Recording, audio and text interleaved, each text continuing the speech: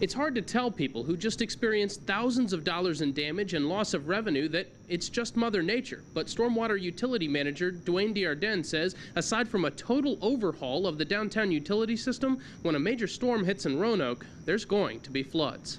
Keith Clinton says he knew there was going to be trouble shortly after Monday's storm began.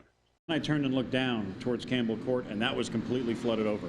There was nothing but water down there, and it was all rushing this way. Clinton says out of the window of his restaurant, he could see 3 feet of water.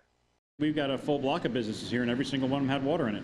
Even the guy upstairs had water going in his doorway, and his doorway's elevated.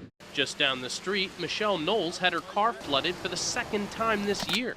It's worse this time. The water's standing on the floorboard. I haven't gotten too far into it though, but this time it did get into my seats and my speakers, and all the electrical parts are sounding funny.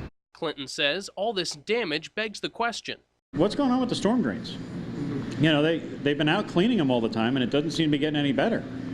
I mean, I know the storm drains are only so big, and they're 100 years old in some cases, but there's got to be something that can be done. Stormwater Utility Manager Dwayne Desjardins says, simply put, the system in some places is 100 years old and not built to handle it.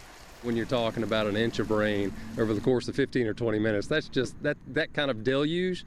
We'll never be able to handle that kind of deluge. And he says a project to replace the infrastructure right now is not even on the city's radar. If you're talking about digging up the entirety of Campbell Avenue for that length, I mean, that's a major disruption, major cost, and that may be what it comes to down the road, but I don't think anybody's willing to go there right now. Desjardins says the best his crews can do is clear the pipes of debris. Clinton says if nothing else, he hopes in the future traffic on Campbell can be stopped so the water doesn't get pushed under his door. If you can't pump it out, then shut the streets down, because even the market building got hit with the dualies going by. Desjardins says there has been talks of replacing the downtown infrastructure, but it's just one of a backlog of 240 projects valued at $84 million.